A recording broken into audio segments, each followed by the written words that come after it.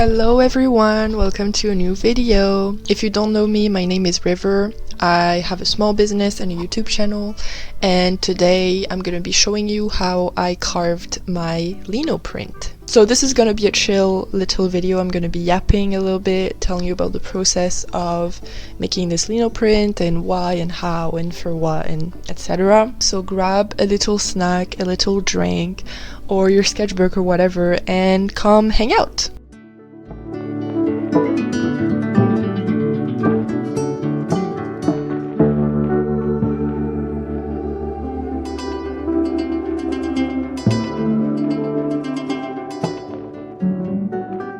I am gonna be yapping, as I said, while I carved the lino-print, because I figured it would be a bit boring if it just had like music, you know.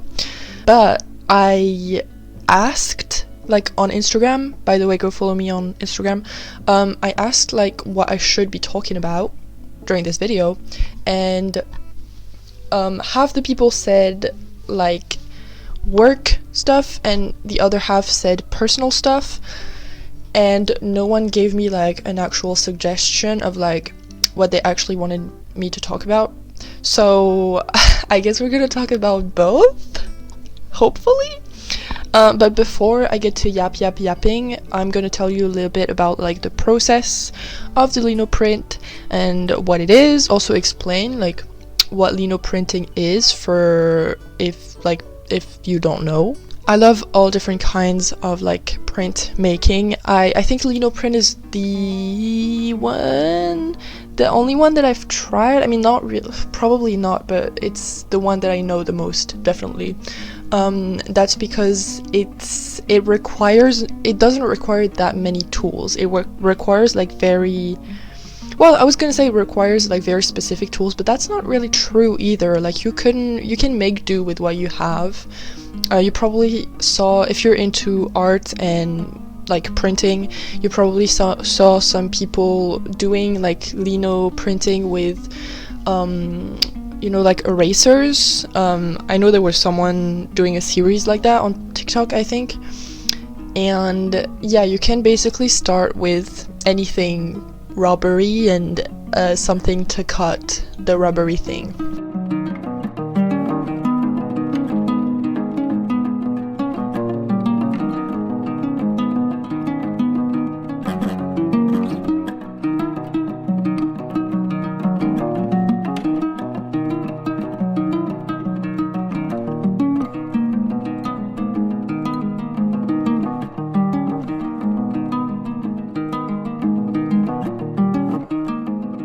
I really love lino printing. Also, what's really cool is that you can print on paper, of course, but you can also print on fabric, and that's something that I find really interesting.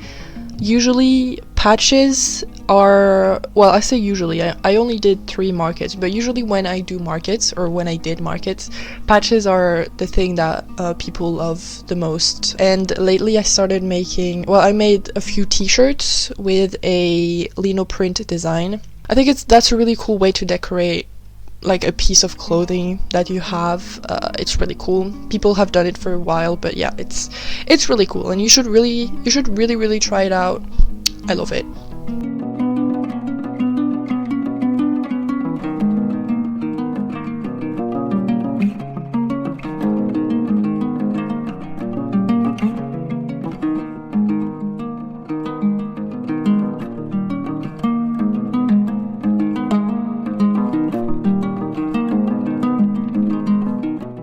If you didn't have time to read it or really see it before, it says trans cowboys ride better and stay on longer, because we do.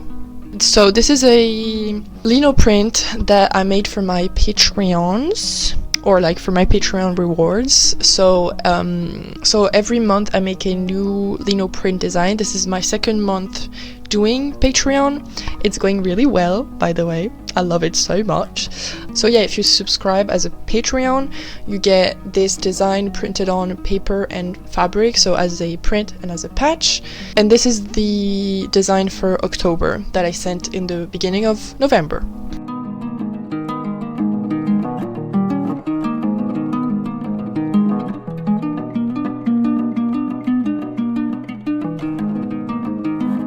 So this design came to be because I have two other lino-print designs that are also cowboy themed, but they're both lesbian themed as well, which is really cool. We love that.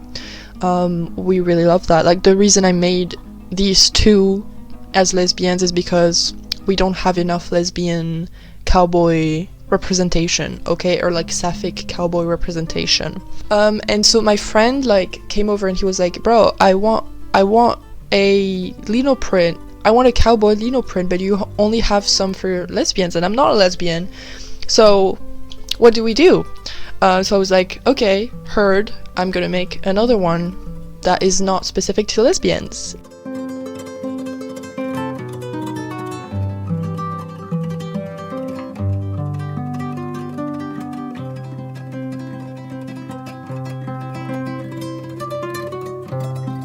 And then I did something that I usually don't do. I designed it on my computer. Usually with lino prints, I don't know why, but I was in the habit of designing it on paper. I get inspiration from like images that I see online and fonts that I see online, but I usually do it all on paper. And this time, pretty sure it was because I figured out a way to download a bunch of fonts into my computer and design with them. And so because of that, I was like, hey, I got all these fonts that I can play with. Let me play around with the fonts. And so I did. I think the cowboy, the font, because you can see it's two different fonts. You can see they're like different sizes. The different sizes are different fonts. So the font for cowboy is, I think I'm pretty sure it's the font for the Marlboro cigarettes, like the logo for that. I did modify it a little bit because I thought it was prettier with like little stars in it, and that's inspired by another font that I saw on Pinterest as well, that has like kind of big serif. It's a like big serif font, and it's not really serif, I don't know, and it has like little stars in the letters, and it's really cool. And I used it for my other lesbian cowboy lino print, so I was like, hey, I really liked it over there, let me do it over here. And then the other words are like I think they're a generic typewriter font. But yeah, it's really important to either modify your fonts if you download them online or buy them, because a lot of them you're not actually if you're just making the lino print for yourself, you can do whatever you want pretty much, because it's like for personal use.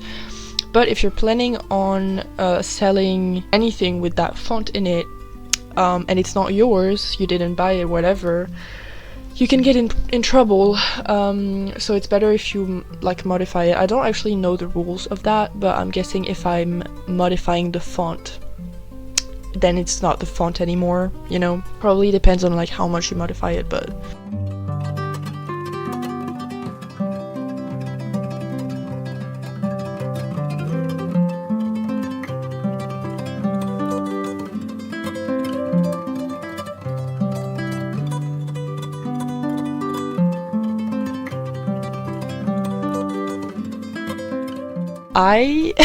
every time I try to explain like, oh, I struggled designing this, I sound like, I don't know, I'm like, bro, there are bigger problems in life than like not being able to design a trans cowboy lino print, okay? Like, I know you struggle to do it, but it's fine. The earth keeps spinning. But I did have trouble designing it because since I usually draw it by hand, I didn't really know like what to add, like to elevate the design. So yeah, I don't know exactly why, but I had a lot of trouble like deciding what to do, because I don't like just having text. I like having text and other graphic elements when I do a design. I think it's a bit boring if it's just the text, especially since I'm not like a font designer, right? Like I didn't design the fonts, so it's not, I don't know how to explain it. But if I was a font designer and my work is fonts, and I had a patch that is all text, that would be fine.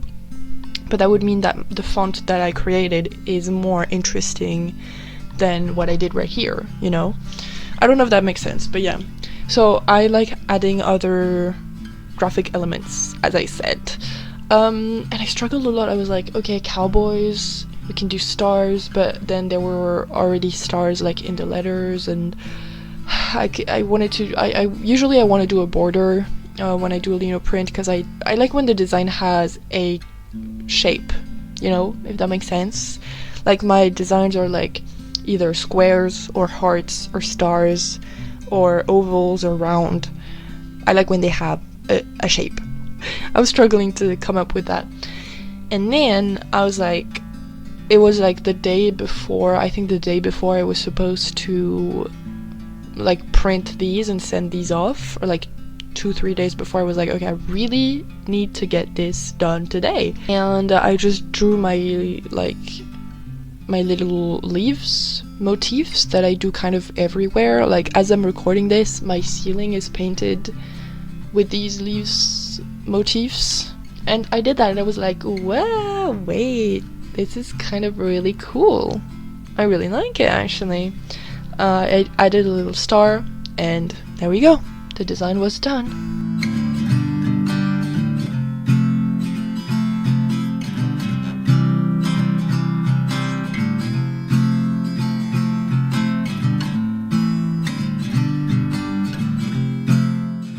So there we go. That's the process of making this lino-print. I was watching I remember I did this on Monday. I was watching the new Dan and Phil podcast episode. Okay, I guess we're entering personal stuff now, I guess. Yeah, I was watching the new Dan and Phil podcast episode, crying, sobbing, because I'm so happy for them. I'm gonna try not to talk about Dan and Phil for too long, because probably most of you don't give a fuck about them, but if you know, you know. Okay, so yeah, that's what I was doing. If you want to listen to two white British men talking for 40 minutes, check out their podcast, I guess. And then I watched the Eddie Burback. Is it Eddie Burback? I know there's two Eddies. There's Eddie Burback and there's the other Eddie that whatever. I watched the Eddie Burback video about AI-induced psychosis. If you don't know him, I also don't know him a bunch. He's doing a bunch of like kind of video essays, but they're more like journalistic things. I don't know, because there's not really interviews, I guess. I don't really know how to explain it. It's like I feel like he's kind of like a journalist in a way, but he doesn't really interview people in his videos that we can see, at least. So I don't really know how to explain it, but he puts himself in situations and then he talks about it. Situations that are relevant to today's society, I guess. So for example, he did a video about like not having a phone for a month. I think it was a month, yeah. Like not having a smartphone, because he did have a landline. He did a video about using the Apple goggles, the Apple glasses that are supposed to put you in the Matrix or something. And then recently he posted a video about AI-induced psychosis, where he talked to ChatGPT, whatever version it was, version 5 or 4, I think, like all day, and he would like see if it had an impact on his life, to like daily talk to ChatGPT daily and exclusively. I thought that video was like interesting, because I didn't actually realize how much. I don't use AI, so I don't I don't do that sort of thing. But I didn't realize how much AI was trained to agree with you at all times, to the point where it would, I don't know if it's allowed to lie to you, but that's very much what it seemed like. Or at least it would make hypotheses, it would make theoretical hypotheses, whatever the plural of hypothesis is, and be like, yeah, so that's a possibility, possibly this rock is magic, possibly, maybe you should do rituals around it in case he gives you superpowers, because it's possible, you know? It's possible now that you mention it. So I thought the video was interesting because I didn't know he would agree with you on everything. Now, he did say in the video that at some point during filming the video, they updated the AI and like it was less supportive. But I mean, come on. And I didn't realize that. I kind of felt like he was talking down on people who were subjects to AI-induced psychosis, because he was like purposefully putting himself in like stupid, demeaning situations. Like he kept like, basically the whole thing was like, I'm gonna try to prove that I was the most smart baby of whatever year he was born in, I don't remember. And so he kept like, the AI kept like telling him to do rituals or whatever, and he did it because he was filming a video, so he did everything the AI told him to. But I don't know really how to explain it, but like I feel like most people wouldn't just do something an AI told them to do just because it's AI, even if it's, because like some of the things were like, wrap yourself in aluminum foil and sleep like that, and he did it like no questions asked. And I feel like in real life people would argue a little bit at least before doing it. I don't know, it felt a bit like, yeah, I'm doing everything this AI tells me to do because I'm a stupid baby and I'm just gonna do it because it's AI, so it has to be true, which is something like, yes, if it's AI, I understand that you're supposed to, like, it's supposed to tell you true things and it's supposed to be right? So I understand how people would, this is a long tangent, I'm sorry, but I understand how people would just do it, no questions asked, but also that's not really how I think it goes in real life, and I feel it felt a bit like talking down on people. I don't know how to explain it really, but yeah. But it was still really interesting. I feel like because Eddie is, in my opinion, trying to do both something that is entertaining and education / journalism, it feels a bit like he's both bringing up really interesting things, concepts, points, and making fun of his own work at the same time. Like, he is doing this experiment, he is doing it, but he's not he's not being super scientific about it, which, you know, he does whatever he wants to do. I'm just saying that to me it makes his research and results a bit less, not believable, but a bit less accurate in a way. And I think that's a shame, because he's really, like, it's interesting things what he's bringing up, and I think it's a bit of a shame, because like, you're doing this really cool experiment and then you're making fun of your own experiment in a way because you're doing it for entertainment. So like, he's like doing jokes as he's doing it. I think it undermines the results a little bit, which is a shame. And there are probably people out there who are doing totally serious scientific experiments, and I'm just not seeing them. That's totally possible. So, yeah.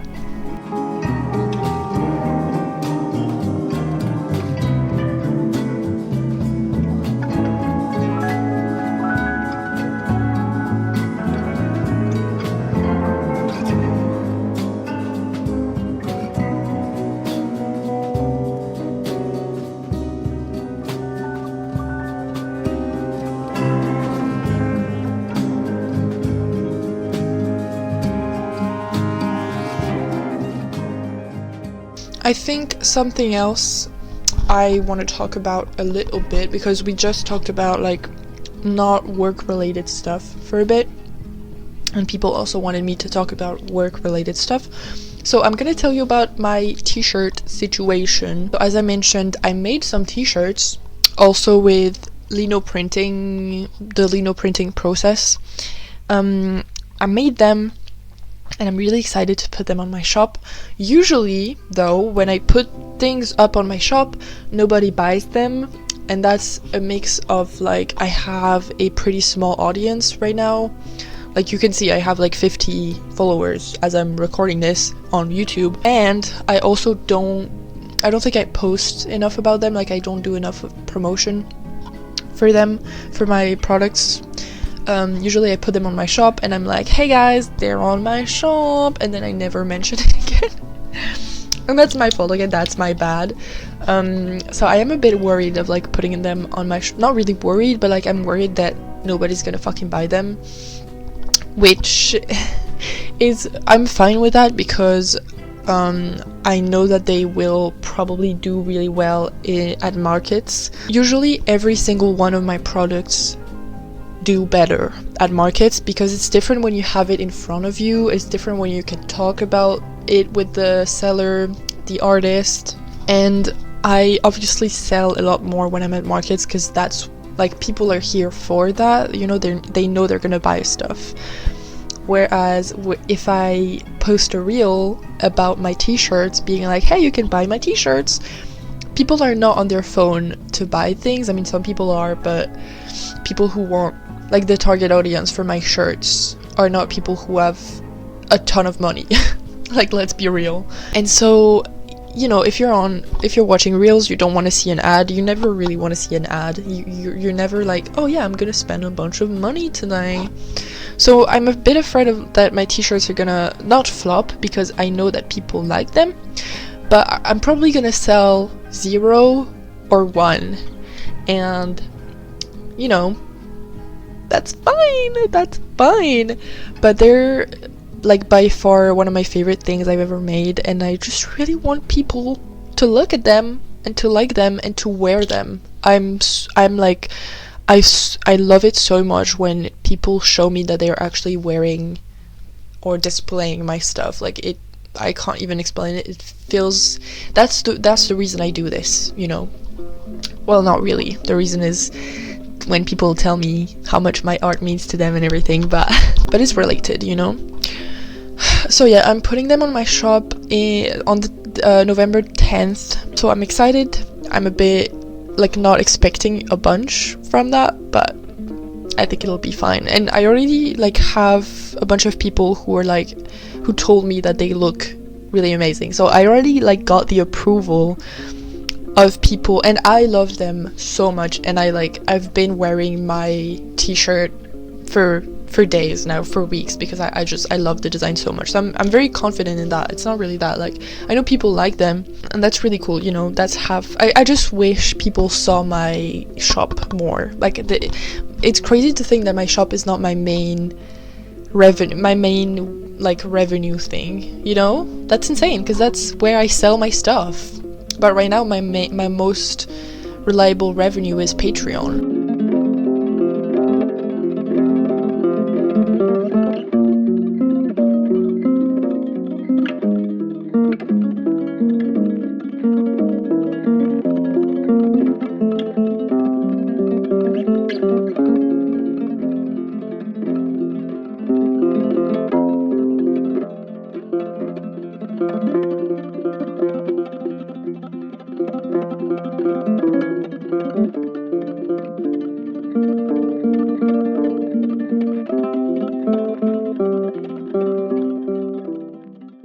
Okay, so the lino-print is done, yippee! And now I'm gonna print it on some fabric and on some paper so that I can show you.